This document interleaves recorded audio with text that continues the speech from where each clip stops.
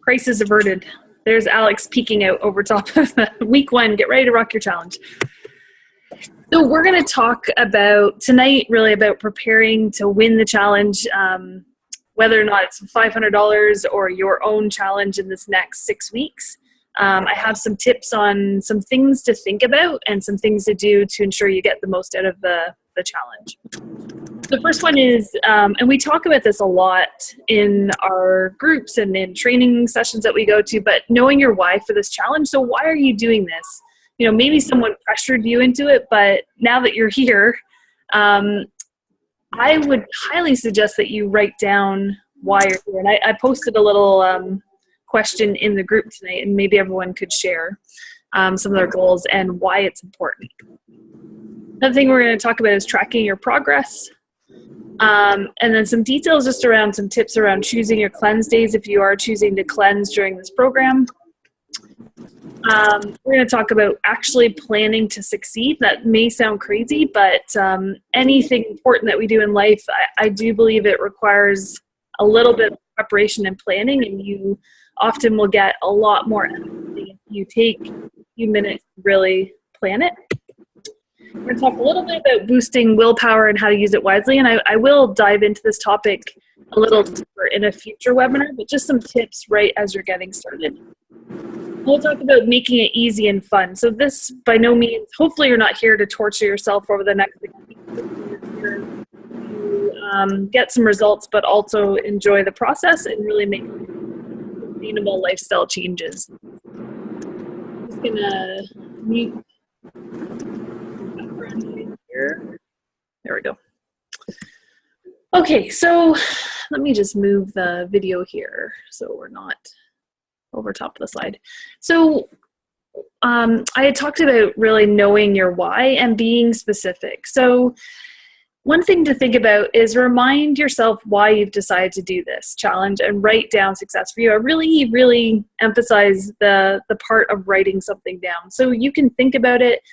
Things really do get more concrete when you just write it down. So, and I would just don't procrastinate on this, just take 10 minutes either during this or after, and just make some notes for yourself. It may be helpful if you get into a challenging point just to refer back to those notes. So ideally you want to talk about some specific goals you can measure. For some of us, that's often weight. For other people, it might be like a specific pair of pants or a dress or how you want to feel at 7 a.m. or just as specific as you can be. And then unrelated to like how you look or how clothes feel, what will you be able to do? So maybe there's some things that, you know, you're either not willing to or not able to based on your current health state. So if you think about things you'll be able to do, this is another way to make this a little bit more exciting and more compelling to complete. And then how will you feel? We're going to talk about non-scale victories. We are going to talk about, for those who are interested in weight loss, we are going to have a deeper seminar on weight loss plateaus. And when we talk about, I should really say fat loss, because sometimes we'll see significant change in measurements or in photos without much movement on the scale. And then another tip is to think about the benefits you'll experience in 3 different dimensions. So often, a lot of us have sort of these abstract long-term goals, and those are important. You know, it is remarkable how much you can change in a year or 5 years in any area of your life. And so those long-term goals are really compelling and really helpful, but sometimes they can be a bit too abstract. And so another way to think about it is that in 30 days or in 6 weeks, it's sort of like a midterm goal, but also just today and in the moment or tomorrow. So, you know, there is like a lot of scientific studies on this in terms of changing habits. If you can connect how you feel in the moment when you do the thing that you want to do or you don't do the thing you don't want to do, and how much better you feel. And not just from the accomplishment, but literally, like for me, I know if I eat a bunch of sugar or really any sugar, processed sugar, I will feel foggy, I will feel kind of happy in the moment, but not so happy after. I actually get a little grouchy when I have sugar. So just remembering in the moment, because those are ways that we can feel things immediately and really make some change in habits.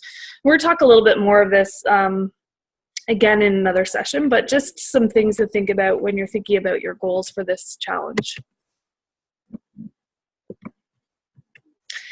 Non-scale victory, I'm going to flash this. This was remarkable for me. I had a baby. He's actually 20 months now. This was a while ago, fairly early in my progress. I was sort of stuck on the scale and I was getting a bit frustrated. And for me, this was, I think anyways, a significant transformation visually, but it only actually represented 4 pounds. And I actually was putting on quite a bit of muscle. And my measurements were significant, but I wasn't seeing it on the scale. Okay, so let's talk about tracking your progress. There's multiple things that you can do. I did put in the Facebook group for our challenge a tracking sheet, which if you're going to enter in the contest to win the $500, this is a sheet that you should fill out tomorrow when you do your measurements and your weight. And then you should fill it out at least at a minimum at the end, but there's also a checkpoint in there as well. There's some other things you can do. So again, photos, we want to do those. Even if you're not going to submit them, I really, really recommend just even for yourself, because remarkable what you can see visually. And it's hard over time just looking at yourself in the mirror day after day, because these changes are gradual. And I tell you, when you get your transformation and you achieve some great after photos, you're going to wish you had those before photos. So mark my words, take them. Other things I find really helpful is MyFitnessPal. I think it's amazing that Samantha Miller is calling from her car. I'm just going to see if I just saw her. That's awesome. So 2 things I found really helpful. So MyFitnessPal for tracking calories and macros if you're interested. Now, if you know what your caloric intake should be, and there are some guidelines in the guide in terms of 400 to 600 calorie meal, 100 to 200 calorie snacks, and then your shakes, whether that's Isoline or Isopro. But you may find that you get through a couple of days and you're either hungry or you are finding it's too much calories to eat. But it's really difficult to tweak it if you're not tracking it. So a great program, which is free for iPhones or Android phones, is MyFitnessPal. And if you just track what you're eating, pretty much anything you want to eat is going to be found in MyFitnessPal. What will that will give you is just a sense of calories and macro mix in terms of protein, fat, and carbs. And then if you're not getting the results or you're feeling hungry or that type of thing, it's good feedback for yourself to make some adjustments. And I'm actually happy to provide any feedback to anyone who wants to do that. We can share MyFitnessPal accounts, so you could actually share what you're eating with your coach or myself or whoever. And it's a real way to actually help tweak things. But if you don't, like we say sort of in the corporate world, you can't manage what you don't measure. And it's just a lot more efficient to be able to tweak and help people get over a challenge that they're facing. Another one is over on the right there is the Fitbit. So if anyone has a Fitbit, I've had every version of Fitbits. I love Fitbits. I love tracking. My background's actually in science. And I just love tracking and measuring, and I'm kind of geeky that way. I also am competitive, so I am constantly competing with my mom, who lives almost a couple hours away from me on a daily basis. So anyone who wants to be in a Fitbit challenge in our group, we can add each other and we can get a Fitbit group going. One thing, so everyone has the guide, I'm assuming. And I know we have lots of existing Isagenix users and some new, and I think the guides have really changed over time, so people probably have slightly different ones.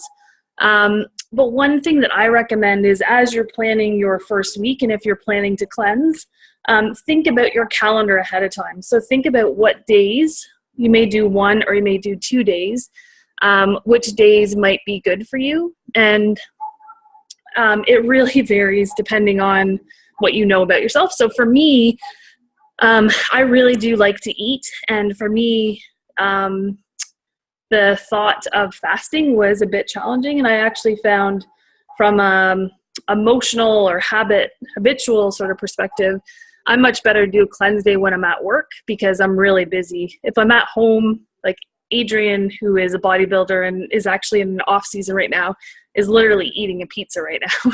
So I'm following my program. So I find being at home with him doing a cleanse day is challenging. I find at the office is easier for me to do it. And for me, I have great energy on cleanse days.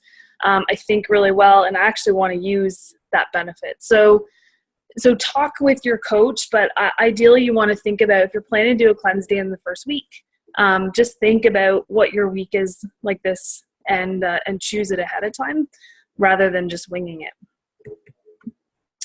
So you probably have something in your box that looks like this. I'm pretty sure this is the most recent guide.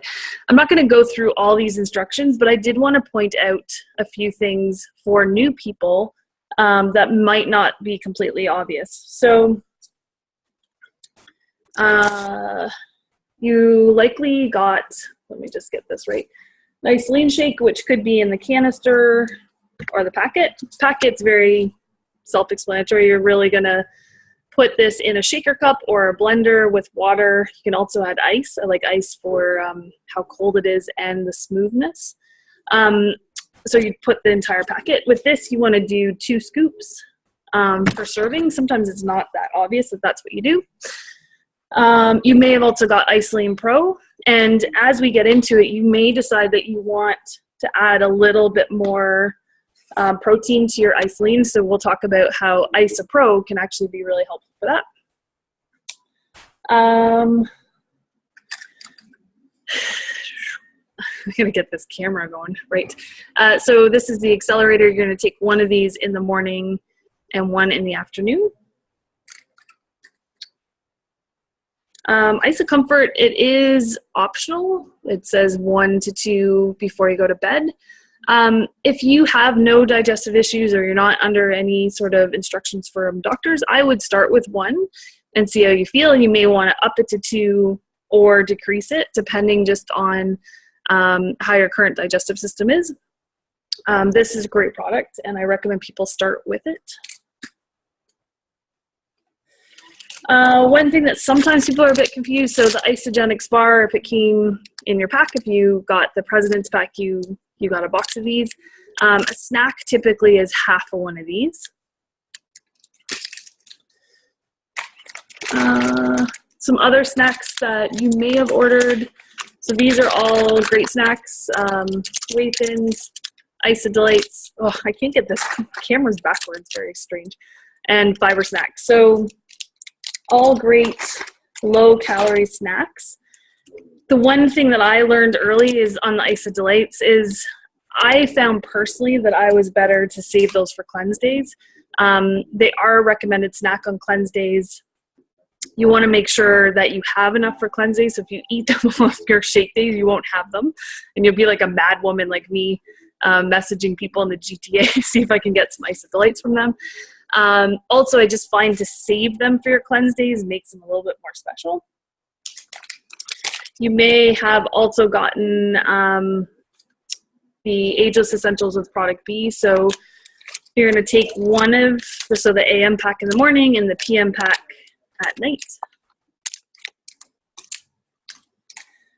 These are the isogenic snacks, or they're called chewables now, I believe.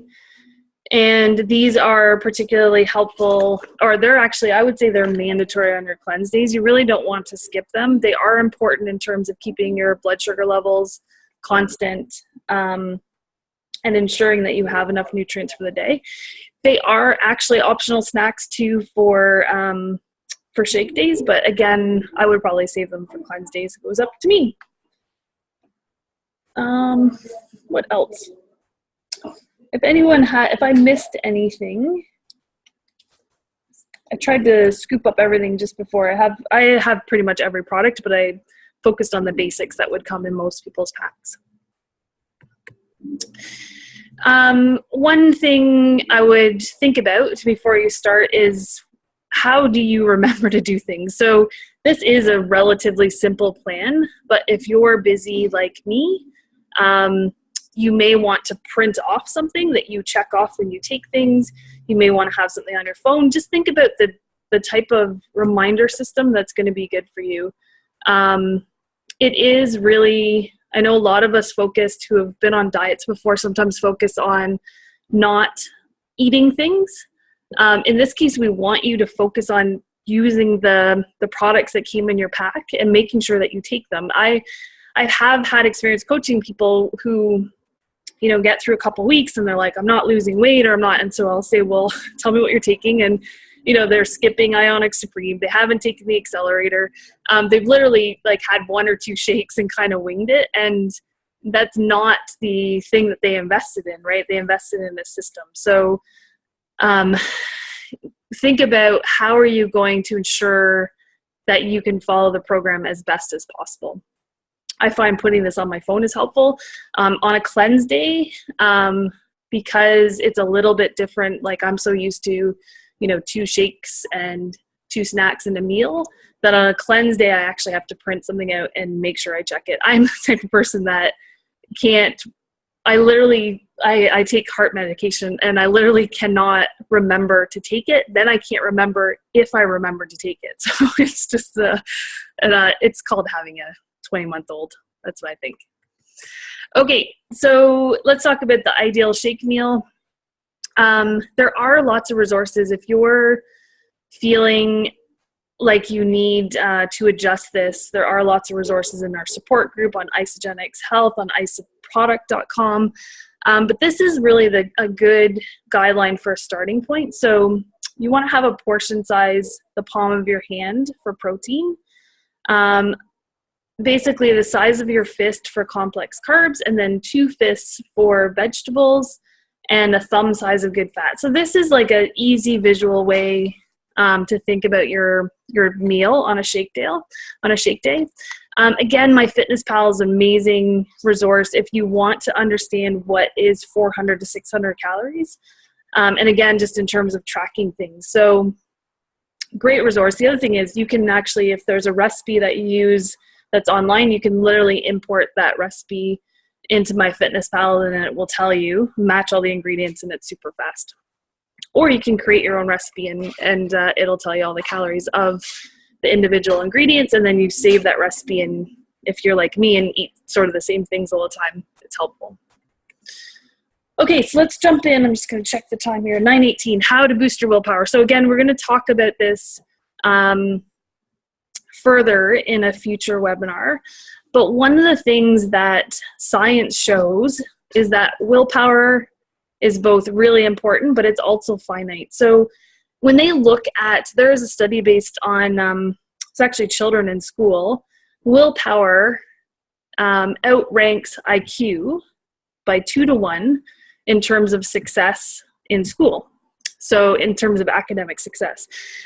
And it's true in many areas of life. I mean, there's lots of studies that they've done on children and the predictor of success in life. So willpower is a really, really important thing. The other great thing is it can be learned. So you can actually learn how to increase your willpower. So if you're telling your story, you're telling yourself a story that you have no willpower, you actually can change that story. So completely learnable. The other thing that's important, though, is that willpower is finite. So you have a certain amount of willpower in a day, and as you get through the day, you start to use it, and it becomes harder. So there are some things that you can do to boost it. Really important one, I'm going to stress this as much as possible throughout the 6 weeks, is sleep. So I know we're all trying to do 8 billion things, me included, but if I'm ever trying to get to a new level of health, I always focus on my sleep, and ideally before 10:30. A lot of our physical repair to our bodies happens between 10 p.m. and 2 a.m. And as you go to bed at 2 a.m. and get up at noon, that's not, you're not doing yourself any favor. And if you get to get up at noon, I want to know what your life is. No, I'm just kidding. It is really weird, by the way, to not have everyone muted and not have any audio feedback. But hopefully you're all still there. Another area is keep your blood sugar level. And one of the easiest ways to do that, again, is to follow the plan. So the system was actually built, and the program was built to ensure that you're getting enough nutrients and that you're keeping your blood sugar level at a constant rate. So following the plan is really key. Tracking what you're eating is a really great bonus, and being able to tweak it. We're going to do a whole webinar on exercise and movement. So exercise, we talk a lot about exercise, but even just movement, there's like a fascinating class that Brian Johnson just did recently on movement, and Fitbit just incorporated this into their app, where they basically recommend that you do at least 250 steps every hour. So it's not just about exercise, but our bodies were built to move. And so many of us have desk jobs that you will find that you'll accelerate your results if you just can incorporate more movement into your day. So again, I mentioned this, but focusing on what you put in your body and not what you're trying to avoid. I mean, this is true for many things in life. You know, what we focus on, whether it's negative or positive, can have a real impact. And for anyone, I do want to do a future class on emotional eating and some of the things that we do around that. But one overarching tip is to really focus on what you're putting in rather than what you're trying to avoid. Another area I love, this comes from Brian Johnson as well, it's actually around willpower, is this concept of bright lines. So if you read any legal agreements, and I've had the luxury of doing that in my job, one of the things that lawyers recommend is that contracts have bright lines. So it's very clear what the rules are. And this can be really helpful when defining what you're going to do in this challenge. So, you know, one thing that comes up with lots of people I coach is around alcohol. So, you know, the recommendation is that, in my opinion, that if you do drink alcohol daily, that you try for the first 30 days or so to give up wine. My best friend wanted to smack me when I said that, but she did it, and she got amazing results. But you need to define what you're willing to do. So write down, you know, what are the rules in and almost like yellow lines on a road, right? So it's very clear if you're crossing it. Like if you just say, I'm just going to reduce alcohol, then when you get to Friday night you're like, I'm going to reduce alcohol and appetizers on the patio. When you get to Friday night, if you haven't defined what reduce means, then it can get a little fuzzy, right? And that's not a bright line. So as much as you can define this, and I will tell you that 100% is much easier than 99%. 99% becomes a slippery slope, in my opinion. I have lots of experience with 99% and it not working. So on the other hand, you don't want to restrict yourself so much that it's not going to be reasonable. So figure out your plan for you and what you can commit to for this challenge. And then the last thing, and we're going to get into this in a future date, is to use your willpower wisely. So don't put yourself into situations where you know it's going to be tough.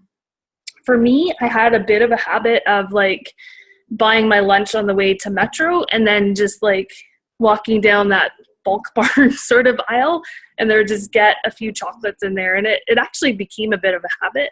And it was part of the thing. I really felt I had a story about how I wanted that. So, you know, I don't go to Metro anymore. In particular, if I've had a hard night or I'm tired, I just don't need that temptation. So thinking about how to install habits on autopilot where you don't have to constantly, you know, use your willpower, and just use it 4 times when you need it. Okay, so that was a bit heavy. So let's talk about how to make it easy and fun. One thing, and you know, lots of people talk about it, is I love how Tony Robbins talks about this concept. You know, your language is really important. It affects how people see you. It affects how you see yourself. So especially the words I am. So when you say I am, that's a very definite thing. And if you say I am not a morning person, or things like I have no willpower, or those types of things, that can be very defining. So think about how you define yourself when you say I am. And think about almost everything in life is a choice. I know a lot of us say I have to, or that type of thing. Like, hopefully you've chosen to do this challenge, and that this is something that you've chosen. So you can make this as great and as enjoyable as possible. And again, decide what is success for you. So, you know, it might be the person. And the other thing I would remind you of too is that, you know, comparison can be motivating, but comparison can also be not a great thing, especially if your starting point is at a different place. So just decide what is success for you and write it down. I would say that, you know, this is sort of a repeating theme, but make a plan that requires some effort. So we want to challenge ourselves, but we also want to be realistic. So, you know, I used to do things like, I'd get on this kick and I'd say, I'm going to make like 7 to 10 recipes this week. And like, I literally have 45 minutes a day to myself. That's not going to happen, right? So maybe I throw in something, 1 on a Sunday or 2 on the weekend or whatever. Anyways, you get the point. You know, think about for you how you're going to define this. Another thing is surround yourself with positive people and those you wish to be like. I think Isagenix, like the support team, this challenge is going to be amazing for that. And then I threw in this, whether or not you like this, I like showing naysayers that they're wrong. I just get some personal satisfaction. So think about, maybe there's someone that might be a bit of a naysayer that you might be able to prove wrong. I'm always motivated by that type of thing. Okay, so homework for this week. Let's check the time here. 9:27. Take your before photos, measurements, and wait tomorrow. No need to submit these things right now. We're going to submit everything at the end if you choose to, but you do want to keep them for yourself. And please use the tracking sheet that's provided. It just makes it a lot easier for judging in the end. Organize your products and meals. Like, I really think about tomorrow being your first day at school or at a new school, and like line it up. Make sure you have what you like. I start boot camp at 6 a.m. in the morning and get all my stuff out the night before. I would be a mess in the morning if I didn't do that. Write down your goals and share in the group if you would like to. Think about why these goals are important. I will post this slide up in the group. So, and try to think about it in like 3 different ways. So on a daily perspective, how will this change your life tomorrow? And on a daily perspective, 30, or let's say 6 weeks from now and 5 years from now. Remarkable if you stay on a trajectory that we will establish in this challenge over the next year, 2 years, 5 years. It is remarkable the point that you can be at. And then maybe think about some things that you'll start doing or continue doing to boost your willpower. If you have a challenge with willpower, maybe this is really, really easy for everyone or for certain people, and this is not important, but I definitely personally, I need to work on this, and it's something that I basically look at from a optimization perspective and how I'm going to continue to improve. Oh, and I have an old slide from the Summer Sizzle. People, this is what my day is. I apologize. So questions and comments. I'm going to unmute everyone. 1 second here. So everyone is unmuted. Any questions or comments? I'm going to, actually, I'm going to stop the share so we can have everyone on video here. There we go.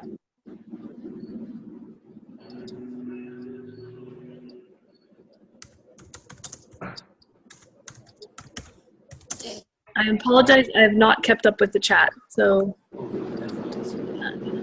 Oh, thank you, everyone. Everyone's looking fabulous. Hi, Natalie. No questions. One thing I was going to say, I loved Elizabeth's video today on meal prep and planning. That was there's so many good resources on our team, guys. Like if you are looking for help, just post in either the challenge group or in the support group. So much expertise. This challenge, I'm really going to look for people to help out on some of the content because, you know, I am pretty smart, but I am only one perspective. So I'd love for other people to contribute. And welcome to Marlene's sister, Judy. Thank you. Glad to be here. Okay, guys, it's 9:31, so if there aren't any questions, I will see you all in the group. And super excited that we'll meet it on at 9 p.m. on a Sunday. And I always get energized when we start these challenges. So thanks for everyone participating. And I'll talk to you all soon. Thank you. Thank you. Bye, guys. Thank you.